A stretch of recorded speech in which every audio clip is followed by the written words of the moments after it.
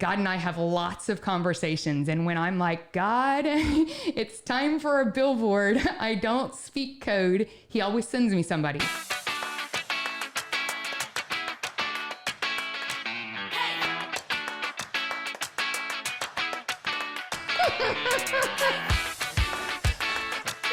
Every time. Welcome to the Because Adulting is Hard podcast, where we bring light and a fun outlook to everyday life situations and struggles. All right, You're like, do you carry silly putty with? Yes. Yes. Okay. If you'll let me move my feet, it will help me. Oh, that's so much better, Karen. I'm a much better stander. It's the teacher in me. All right. all the outtakes. All right. So I would introduce you again, but I think the people need to know this is like our fourth take, and this is just totally who Alita is. So why don't you tell us who you are, what you do, and we'll go from there. We'll go from there. Now I'm standing. Maybe we'll get it right. We started sitting, and that didn't work. Now we're standing. Now we're standing. Okay. So I am Alita Caldwell. I am the owner of the Funky Monkey in Friendswood. I am also the owner of Because Adulting is Hard. I ended up here in a long path, but we'll talk a little bit more about that. So let's talk about how I started. So I graduated high school in San Antonio. I moved to Corpus Christi to go to school at Texas A&M Corpus Christi. I got a degree in interdisciplinary studies. Obviously, that means I went on to be a teacher. When my husband was going to law school here, we moved to the Friendswood area, I'll call that, and I began teaching in LaPorte. I also started a master's degree at the University of Houston Clear Lake. It was in educational administration. I did that while teaching pre-K. Told my husband real quickly that if I kept teaching 4-year-olds, we were never going to have children. So I moved on into the science world and taught 6th grade science for 7 years. Absolutely loved. Opened a brand new school. Kind of the highlight of my teaching was 6th grade science. 7th grade, they're intense. 6th grade, they're my cup of tea. Completely different kids. So I absolutely love teaching 6th grade. I opened Rogers Middle School in Pearland, have lifelong friendships that came out of that. Decided about 7 years in that making all the money as a teacher, that I needed to move on to administration to try to help offset my daycare bill, quite honestly. And went on to be an assistant principal in Clear Creek ISD as well as Pearland ISD. And I also ran residential treatment facility schools for the University of Texas at Austin. I ran DePelchin Children's Center's residential treatment facility schools. My love is in emotionally disturbed kids. I like odd behaviors. I like, as we were saying, this is my 4th time to stand up to, or at least my 4th time to stand up to do this. Actually 6th, but yeah. It's my sixth time. See, just to try to get it. So teaching odd, high maintenance kids doing things like that is definitely what I liked to do in school. Balancing working for somebody else and kind of my personality didn't work real well in administration. I used to have a school principal actually at Rogers Middle School, Kim Brooks at the time, was she used to say about me, "You are a phenomenal teacher. You are a horrible employee."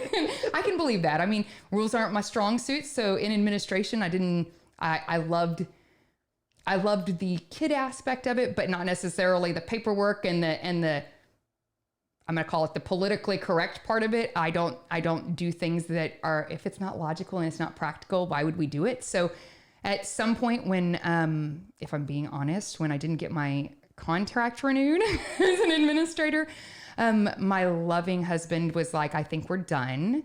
And we had looked at buying the Funky Monkey previously, but our children were really too young when it was a consignment store. They were too young, and I knew that from my skill set, I could not possibly have 2 young children at the store and run the store. It just would not work for my anxiety and just running a business. So it didn't work at the time, but after I was in my 3rd gig as an AP or principal and just running all over, I just decided I was going to do something different. So I ended up at the Funky Monkey in Friendswood. At the time, it was a consignment store. I had consigned my children's clothes there for life, for the whole thing.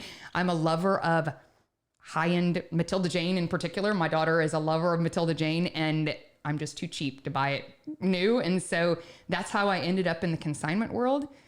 But real quickly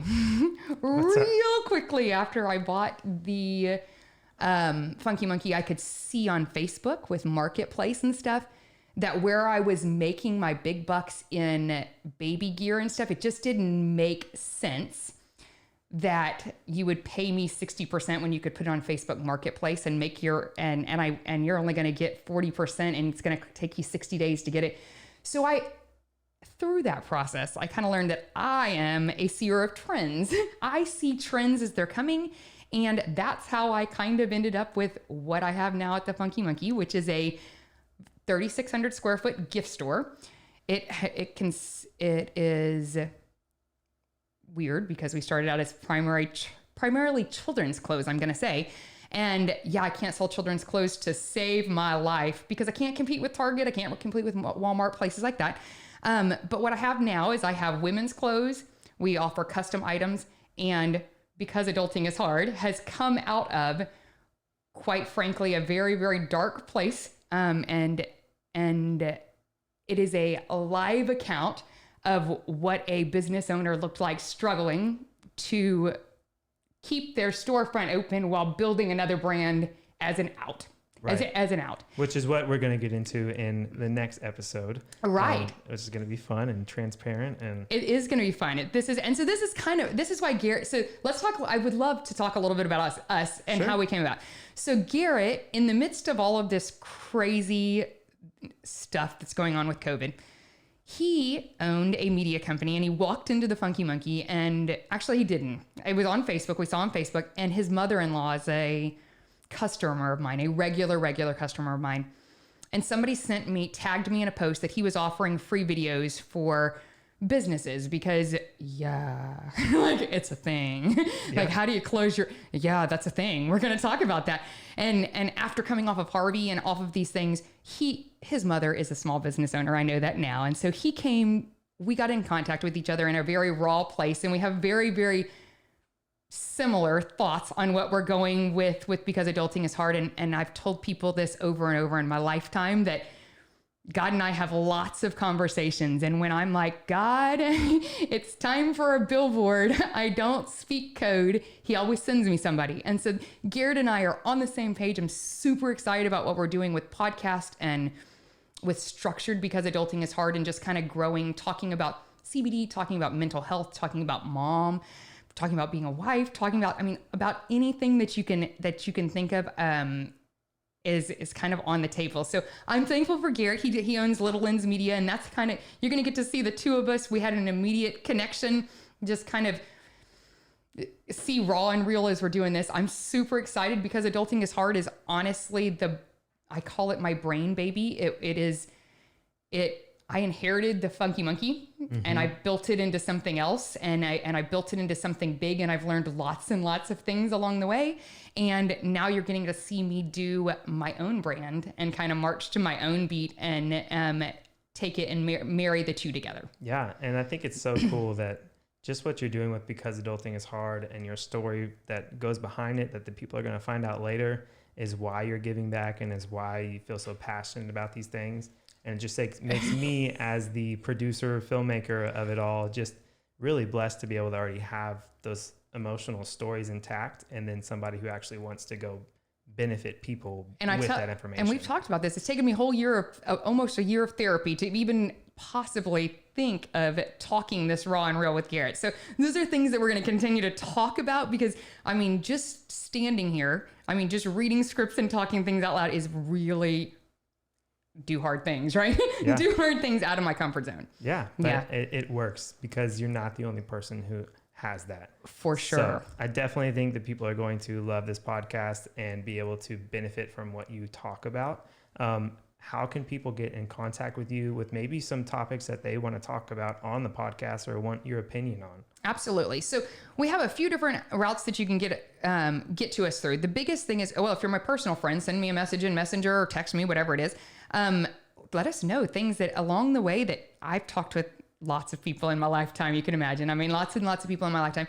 If I've talked with you and you have a topic that you'd like us to talk about, let me know.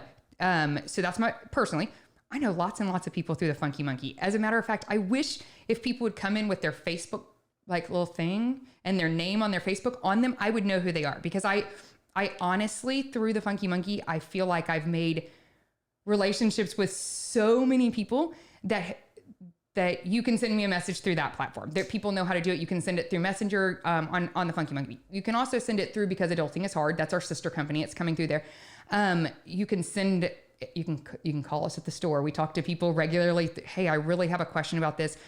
For those people that aren't as tech savvy, we're working on a YouTube. I think it's up. It's going to be Because Adulting is Hard. YouTube is going to be over there. And then we also have an Instagram, and I think that we're going to have other things that are coming up. So any social platform, Because Adulting is Hard is the name. They can hashtag it. They can hashtag BAiH. We've been doing that for 2 years now. Yep. The BAiH, my friends originally were like, has she lost her ever-loving mind? Why is she tagging the drink, the drink? Are we talking, like the little coconut water drinks? I'm like, I'm not tagging that. I'm just having a brain baby, Stick with me as we're doing this. Well, I think that could be something cool too, that other people maybe unintentionally cross promote, but be able to see like, okay, this person is that same mindset. Their life may not be perfect, but they're getting through it and they're trying to be as happy as they can while they do. And that's a lot of what this is going to be. I mean, I run a very unique store. My staff is very unique. We are a place that you come to learn.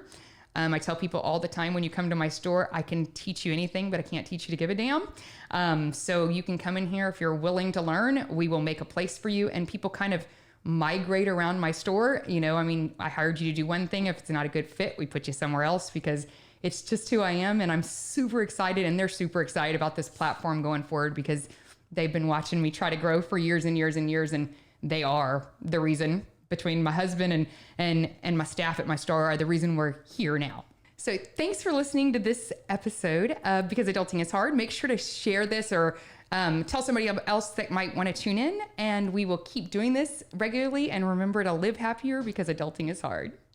Boom. We'll see you on the next one.